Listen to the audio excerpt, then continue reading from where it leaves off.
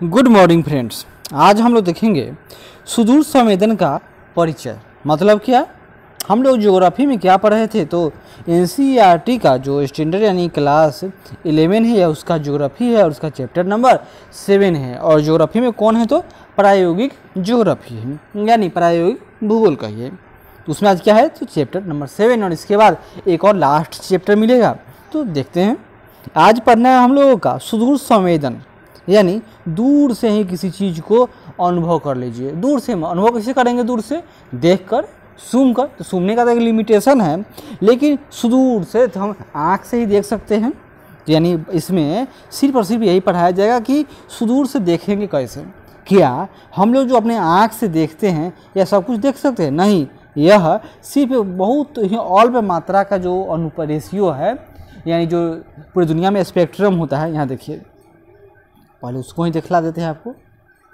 यह स्पेक्ट्रम है जिसमें दृश्य स्पेक्ट्रम कितना होगा, मात्र 400 से लेकर 700 के मध्य में ही हम लोग अपनी आँख से देख पाते हैं। यानी गामा किरण, यहाँ देखिए गामा किरण, एक्स-रे किरण, पराबैंगनी किरण ये आँख से न देख पाते हैं। फिर इससे आगे अवरक्त किरणें, सूक्ष्म तरंगे, रेडियो तरंगे, यह भी आँख से नहीं देख पाते हैं। आँख से हम लोग क्या देख पाते हैं, तो बस सिर्फ इतना सा ही भाग, इसी पर हम लोग का आँख का जो फ्रीक्वेंसी है वह काम करता है और हम लोग देख सकते हैं बस।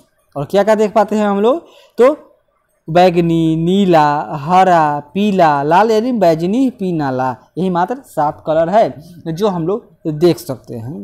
बैगनी के बाद क्या होगा, पराबैंगनी यानी यूवी रेज वो नहीं देख पाते हैं। लाल के आगे होगा अवरक्त किरणें, वह भी हम लोग नहीं देख पाते हैं। इसी के बारे में हम लोग जानेंगे और यह जानेंगे कि जब आदमी का आँख लिमिट है, आँख से आदमी कुछ देख नहीं सकता है, तो आदमी ने क्या किया देखने के लिए, आदमी ने देखने के लिए कैमरा बनाया, विशाल विशाल यंत्र बनाए, रडार बनाया और इनको जहाज पर, सैटेलाइट पर फिट करके दिन में रात में जो चाहे सो बहुत कुछ आदमी देख पाता है। इन्हीं सब के बारे में आपको इसमें बताया जाएगा। तो देखिए, एरियल फोटो यानी वाइव फोटो के विषय में हम लोग पहले पढ़ चुके हैं। हम लोग इसे अच्छा सा अगर न पढ़ें तो फिर से पढ़ लीजिए। अब उसके बाद हम लोग क्या देखेंगे, यार प्रेक्षण मतलब क्या होता है, प्रोजेक्शन, यानी प्रोजेक्टर से कैसे फिल्म बना कर, जैसे सिनेमा हॉल में पर्दा कहाँ होता है, बहुत आगे दर्शक के आँख के सामने, और जो उसका प्रोजेक्टर लगा होता है वो दर्शक के आँख मतलब पीठ के पीछे होता है। और यहाँ से ही किरणें इस तरह से निकलती है और इसी पर यह चलचित्र चलते रहता है। और यहाँ पर दर्शक पूरा में बैठा हुआ है, उसको महसूस हो रहा है कि अरे वाह फिल्म चल रहा है। लेकिन यह क्या होगा, तो अभी प्रोजेक्शन ही है, प्रक्षेपण का ही एक तकनीक है। यह देखिए कहा गया, हाँ, वह मानवीय नेत्रों की प्रेक्षण, आकलन एवं अभिलेखन क्षमताओं का विस्तृत रूप है। यानी आँख से भी मजबूत है ये सब। आपने इस पर भी ध्यान दिया होगा कि फोटोग्राफी प्रणाली भूपृष्ठीय वस्तुओं के प्रेक्षण व अभिलेखन में मानवीय नेत्र के समान सिद्धांतों का प्रयोग करते हैं। यद्यपि मानवीय नेत्र एवं फोटोग्राफी की निकाय दोनों ही धरातलीय पदार्थों से प्रदीप्त कुल प्रकाश ऊर्जा के सूक्ष्म भाग में ही काम करते हैं। मात्र सूक्ष्म भाग में ही मानव का नेत्र और मानव के द्वारा जो बनाया गया उपकरण है वह सब काम करता है। दूसरी तरफ जो आजकल हाइब्रिड यंत्र है, यानी वर्तमान सुदूर संवेदन युक्तियाँ ऊर्जा के बृहत्तर परास यानी परिसर तथा विकिरण, परावर्तित, उत्सर्जित, आवेशित तथा पारगत ऊर्जा स्वरूप का अधिकतम उपयोग करते हैं। और तापमान भी देख लीजिए अंतर, 0 डिग्री केल्विन यानी -273 डिग्री सेल्सियस से अधिक पर भी काम करता है। सर्वप्रथम सुदूर संवेदन शब्द का प्रयोग 1960 के दशक में किया गया था। बाद में सुदूर संवेदन की परिभाषा इस प्रकार दी गई। बताइए क्या है, कि यह एक ऐसी प्रक्रिया है जो भूपृष्ठीय वस्तुओं एवं घटनाओं की सूचनाओं का संवेदक युक्तियों के द्वारा बिना वस्तु के संपर्क में आए मापन व अभिलेखन करता है। जैसे यहाँ देखिए, यह आँख है और क्या देख रही है, तो यह स्कूल कॉलेज का जो बिल्डिंग है उसको देख ले रही है। तो क्या है, फिजिकल टच की न कि दूर से ही दिमाग में अनुमान लगा लेगी कि यह कैसा है, किस चीज़ का है, यहाँ क्या काम हो सकता है। बहुत तरह की, जो जितना पढ़ा लिखा होगा वह उस तरह का इसमें अनुमान लगा लेगा। सुदूर संवेदन की उपयुक्त परिभाषा में मुख्यतः धरातलीय पदार्थ, अभिलेखन युक्तियों तथा ऊर्जा तरंगों के माध्यम से सूचनाओं की प्राप्ति को सम्मिलित किया गया है। आगे बढ़ते हैं। कुछ हम लोगों को इसमें शब्दावली भी पढ़ना होगा, जैसे अंकिक संख्या, यह क्या होगा? अंकिक प्रतिबिंब में किसी पिक्सल की तीव्रता का मान है, यानी पिक्सल सुनते हैं, पहले 0.3 VGA कैमरा आया था, फिर मेगापिक्सल में कैमरा आ गया, फिर 4 मेगापिक्सल का था, 8 था, 12 है, 48, अब तो 10,000 बहुत बड़े बड़े कैमरा आ गए हैं। तो वही क्या होगा? तो वही उसकी अंकिक संख्या हो गई कि वह कितना पिक्सल का है, वह उसका तीव्रता मान क्या है। अंकीय बिंब यानी पंक्तियों एवं स्तंभ, ये पंक्ति रॉ एवं कॉलम्स स्तंभों पर क्रमानुसार व्यवस्थित अंकिक संख्या व्यू जिनकी विशेषता उनका तीव्रता का मान होता है। अंकीय बिंब यह क्या है? तो धरातलीय लक्ष्यों से संबंधित सूचना ग्रहण करने की वह क्रिया जिसमें अंकीय संख्याओं का संख्यात्मक हेर फेर हो। और अवशोषणांश मतलब किसी पदार्थ द्वारा प्राप्त एवं अवशोषित विकिरणीय ऊर्जा का अनुपात, मतलब यहाँ सूरज चला और यह यहाँ से क्या हुआ, तो यह ऑब्जेक्ट इसने कितना प्राप्त किया, और प्राप्त किया इसमें कितना यह रिटर्न कर देता है और कितना इसको ऑब्जर्व कर लेता है। तो जो ऑब्जर्व करेगा तो जो अनुपात निकलेगा वो क्या होगा? अवशोषणांश। दृश्य यानी पिक्चर, एक प्रतिबिंब अथवा फोटोग्राफ द्वारा धरातल का आवृत्त क्षेत्र, यानी हम जो अपने आँख से देख रहे हैं वो क्या है? दृश्य है। धूसर मापक्रम, किसी प्रतिबिंब की प्रभामान की विभिन्नताओं के अंशांकन का साधन जिसका परिसर काले एवं सफ़ेद के माध्यम से हो, यानी जो पिक्चर होगा, जो प्रतिबिंब वो कैसा होगा? तो ब्लैक एंड वाइट होगा, वह धूसर मापक्रम। परावर्तकता यानी किसी पदार्थ द्वारा प्राप्त की गई ऊर्जा, यानी ऊर्जा यहाँ आ गया, तथा उसके द्वारा परिवर्तित ऊर्जा का अनुपात, यानी जो आया यहाँ से यह ऊर्जा में इसको कितना कन्वर्ट कर रहा है उसका अनुपात क्या कहेंगे? परावर्तकता। प्रतिबिंब फोटोग्राफीय तथा अफोटोग्राफीय साधनों द्वारा उत्पादित यानी प्राप्त प्राकृतिक एवं मनुष्य द्वारा निर्मित लक्ष्यों दृश्यों की अस्थायी अभिलेख। वो क्या है? यानी हार्ड कॉपी पर अगर पिक्चर प्राप्त कर लेंगे तो वह प्रतिबिंब है। अब तो यह डिजिटल भी संग्रह होता है। बैंड यानी विद्युत चुंबकीय स्पेक्ट्रम में विशिष्ट तरंग दैर्घ्य का अंतराल, वह क्या कहेगा? बैंड। विद्युत चुंबकीय विकिरण यानी प्रकाश की गति से ऊर्जा का किसी दिक स्थान अथवा माध्यम से होने वाला प्रवर्धन, वह क्या है? तो विद्युत चुंबकीय विकिरण है। विद्युत चुंबकीय स्पेक्ट्रम, हम लोग सुनते हैं ना कि स्पेक्ट्रम की नीलामी, तो देखिए विद्युत चुंबकीय विकिरण का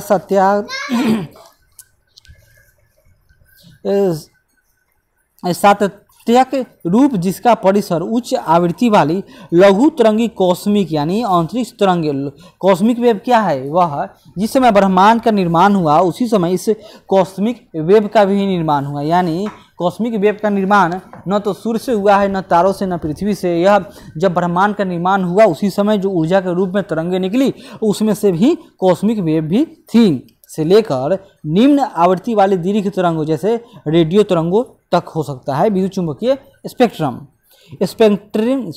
स्पेक्ट्रमी बैंड यह क्या है? सतत स्पेक्ट्रम में तरंग वैधर्य की परिसर, जैसे हरे बैंड का परिसर कितना होगा? यहाँ देखिए हरे बैंड का परिसर 0.5 से 0.6 माइक्रोमीटर तक तथा अवरक्त बैंड का परिसर 0.7 से 1.1 माइक्रोमीटर तक होता है, यानी कि हम लोग इतना देख पाते हैं। संवेदक यानी कोई भी प्रतिबिंब अथवा अप्रतिबिंबम साधन जो विद्युत चुंबकीय विकिरण को प्राप्त करने एवं उसे ऐसे संकेतों में परावर्तित करता हो जिनसे फोटोग्राफी अथवा अंकिक प्रतिबिंबों का अभिलेखित तथा प्रदर्शित किया जा सके। तिर्यक रंगी मिश्रण यानी कोई भी 3 कलर मिला दीजिए तो उसमें व्हाइट कलर हो जाता है। तो देखिए कृत्रिम रूप से उत्पादित रंगीन बिंब जिसमें नीला, हरा और लाल यानी RGB ये 3 कलर उन तरंग क्षेत्रों को निर्दिष्ट किया जाता है जो प्राकृतिक रूप से अलग होते हैं। उदाहरण के तौर पर एक मात्रक तिर्यक रंगी मिश्रण में नीला रंग जो हरे विकिरण क्षेत्र यानी 0.5 से 0.6 माइक्रोमीटर को प्रदर्शित करता है, वहीं हरा रंग लाल विकिरण क्षेत्र में 0.6 से 0.7 माइक्रोमीटर और अतः लाल रंग अवरक्त क्षेत्र में 0.7 से 0.8 माइक्रोमीटर वाले विकिरण क्षेत्रों को निर्दिष्ट किए जाते हैं। यानी मानव ने अपनी सुविधा के हिसाब से इनको पैमाने में बांट दिया। चलिए सुदूर संवेदन की कुछ अवस्थाएं हैं, जैसे सुदूर संवेदन द्वारा आंकड़ों की प्राप्ति में उपयोगी प्रक्रिया को दर्शाया जाता है। तो कौन कौन, देखिए, यह पृथ्वी के धरातलीय पदार्थों के तत्वों एवं स्वभाव से संबंधित सूचनाओं के संग्रहण में इस प्रकार सहायक होते हैं। कैसे? पहला, ऊर्जा का स्रोत। तो ऊर्जा का स्रोत कहाँ से होगा? तो पहला देखिए, सूर्य से स्रोत या स्व उत्सर्जित। दूसरा, ऊर्जा का संचरण, स्रोत से पृथ्वी के धरातल तक, पृथ्वी के धरातल के साथ ऊर्जा की अन्योन्य क्रिया, यानी जो ऊर्जा आया उसके साथ पृथ्वी ने कैसा व्यवहार किया। परावर्तित या उत्सर्जित ऊर्जा का वायुमंडल में प्रवर्धन, यानी पृथ्वी से जो पार्थिव विकिरण हुआ उसका प्रवर्धन वायुमंडल में। परावर्तित या उत्सर्जित ऊर्जा का संवेदक द्वारा अभिसूचन। आंकड़ा उत्पाद से विषयानुरूप सूचना का निकालना। मानचित्र एवं सारणी के रूप में आंकड़ों एवं सूचनाओं का अभिसारण। जैसे देखिए, यह क्या है? सैटेलाइट है आपका, और यहाँ या एरोप्लेन हो सकता है। ऊर्जा का स्रोत यह सूर्य है, सूर्य से किरणें आती ऊर्जा का स्रोत है, और फिर यहाँ से कुछ रिटर्न चला गया और कुछ पृथ्वी के द्वारा अवशोषित कर लिया गया। तो विद्युत चुंबकीय विकिरण का संचरण, ऊर्जा का स्रोत। और यहाँ देखिए, वायुमंडल में ऊर्जा का प्रवर्धन कैसे होता है, तो उसके बारे में यहाँ पर दिखाया जाएगा। फिर संवेदन प्रणाली या सैटेलाइट से पिक्चर खींच सकते हैं हम लोग, चाहे हवाई जहाज से। कैसे होगा? अंक के रूप में, डिजिटल रूप में, या चित्र के रूप में पिक्चर लिया जा सकता है, यानी सर्वेक्षण होगा। फिर दृश्य और अंक, तो ये सब क्या है? तो संदर्भ में ये सब आंकड़े हैं, और यानी इसका अर्थ निकाला जाएगा, और फिर इससे हम लोग को क्या समझेंगे? सूचना के रूप में इसको चेंज किया जाएगा। सूचना में ग्राफ हो सकता है, चार्ट हो सकता है, या लिखा भी जा सकता है, और यह अंत में क्या आ जाएगा? यह सूचना तो उपभोक्ता के पास पहुंच जाएगा। सुदूर संवेदन के आंकड़े अर्जन करने के कुछ चरण हैं। जैसे पहला, ऊर्जा का स्रोत। सुदूर संवेदन में ऊर्जा का सबसे महत्वपूर्ण स्रोत क्या है? सूर्य है।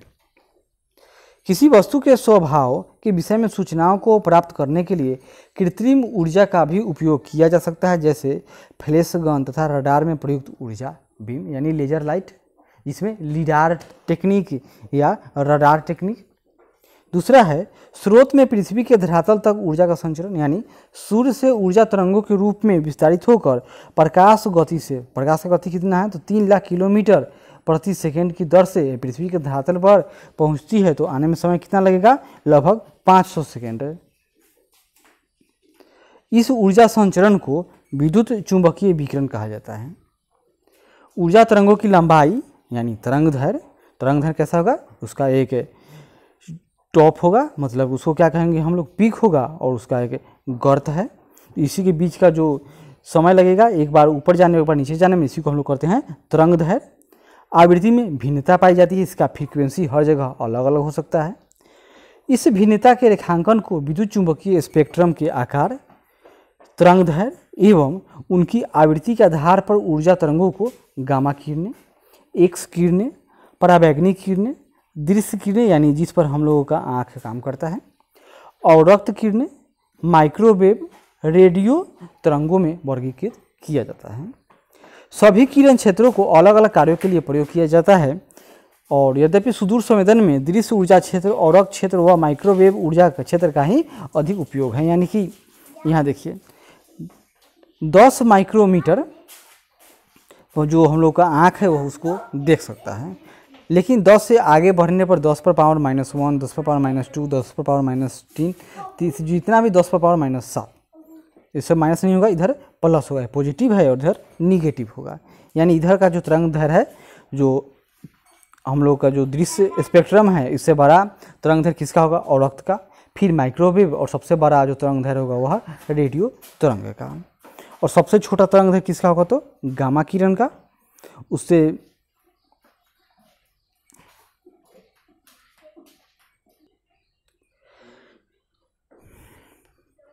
तो मानव के द्वारा जो उपयोग किया जाता है, या कोई सैटेलाइट जो काम करेगा या कम्युनिकेशन का प्रसारण, तो रेडियो तरंग के रूप में।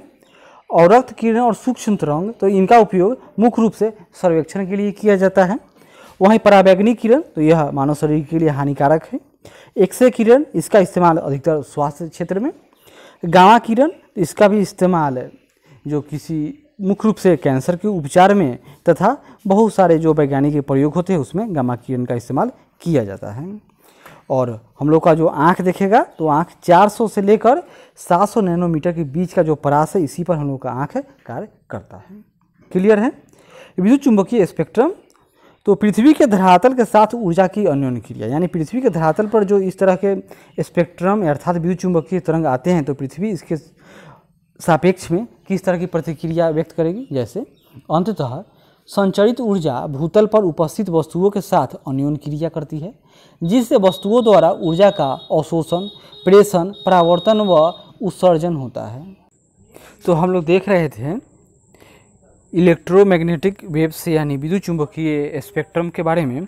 इसको हम लोग थोड़ा डिटेल से जान लेते हैं क्योंकि इससे संबंधित एग्जाम में क्वेश्चन बार बार आता है। तो शुरू करते हैं। यह देखिए, जितने तरह के इलेक्ट्रोमैग्नेटिक वेव्स या स्पेक्ट्रम होते हैं उसका यह सारणी दिया हुआ है। सबसे पहले इसमें देखिए, यह तरंग का नाम है, उसके आविष्कारक का नाम है, तरंग दैर्घ्य का जो परास मतलब क्या होगा उसके, ये क्या यह परास है, उसका स्रोत कहाँ से आता है और गुण तथा उपयोग। तो देखिए, सबसे पहले अंतरिक्ष किरणें यानी कॉस्मिक वेव्स या कॉस्मिक रे, कॉस्मिक किरणें। तो इसका आविष्कार किसने किया, यानी खोजकर्ता, ऐसा थोड़े कि इन्होंने बनाया था, खोजकर्ता बेकेरल तथा क्यूरी ने। और इसका तरंग दैर्घ्य जो परास है वह सबसे कम 10⁻⁻⁴ एंगस्ट्रम तक होगा बस। और इसका स्रोत तो महाविस्फोट जिससे ब्रह्मांड का निर्माण हुआ, यानी कि कॉस्मिक वेव जो पुरातन वेव्स ही हैं, यानी कि इसका निर्माण जो पूरे ब्रह्मांड का निर्माण काल है उसी समय से माना जाता है। और इसका उपयोग तो यह ऊर्जा यानी 10⁸ EV से भी अधिक है और ब्रह्मांड के अध्ययन के लिए यह महत्वपूर्ण है। दूसरा है गामा किरण, इसका खोजकर्ता बेकेरल और क्यूरी। और इसका जो तरंग दैर्घ्य यानी परास होगा वो 10⁴ एम्पियर से लेकर 1 एम्पियर तक। एम्पियर नहीं कहा जाता, इसको कहा जाता है एंगस्ट्रॉम।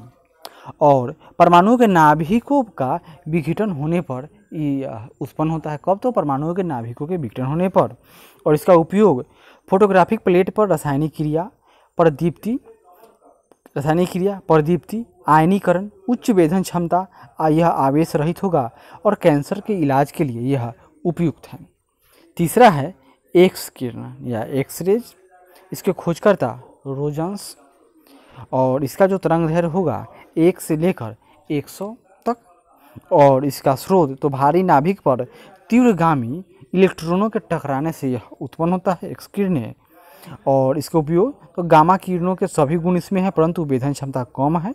अतः एक्स किरण चित्रण का मतलब इससे जो हड्डी टूट फूट हो जाए कहीं तो उसका चित्रण किया जाता है। चिकित्सा और जासूसी के लिए इसका इस्तेमाल होगा। क्रिस्टल संरचना के अध्ययन में भी इसका योगदान होता है।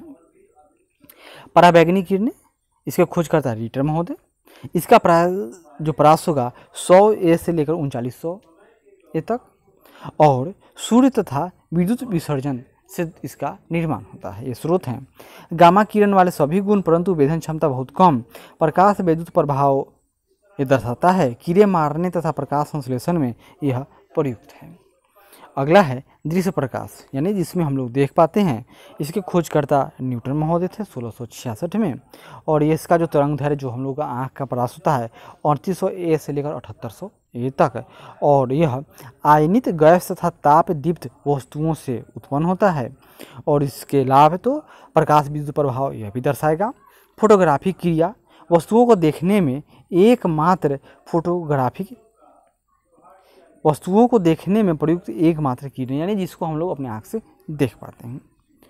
औरक्त किरणें, इसके खोज या ऊष्मीय तरंगे, यानी ये गर्म कर देंगे, हीट उत्पन्न करेंगे, हर्शल ने खोजा। इसका तरंग दैर्घ्य 5 × 10⁻³ से लेकर 10⁻⁶ माइक्रोमीटर तक। और इससे वस्तुएं गर्म हो जाती है। उपयोग ऊष्मीय प्रभाव सर्वाधिक होकर रात्रि में फोटोग्राफी करने में सक्षम और रोगियों की सिकाई करने में प्रयुक्त होता है। सातवां क्या है आपका?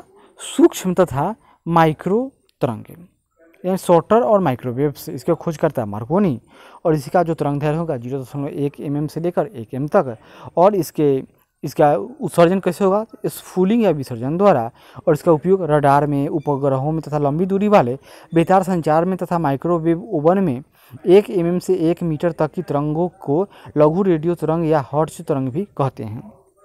रेडियो तरंगे, इसकी खोजकर्ता मार्कोनी, यानी सूक्ष्म व अथवा माइक्रो तरंगे, रेडियो तरंगे और दीर्घ तरंगे, सबके खोजकर्ता मार्कोनी ही हैं।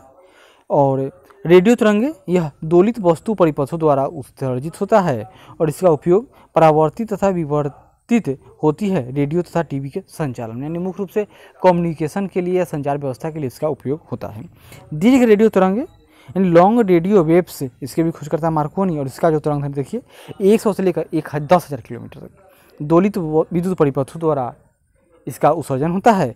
नौ संचालन यानी नेविगेशन, पुलिस, रेडियो तथा प्रसारण में यह उपयोग में लाया जाता है। इसे क्या समझे हम लोग?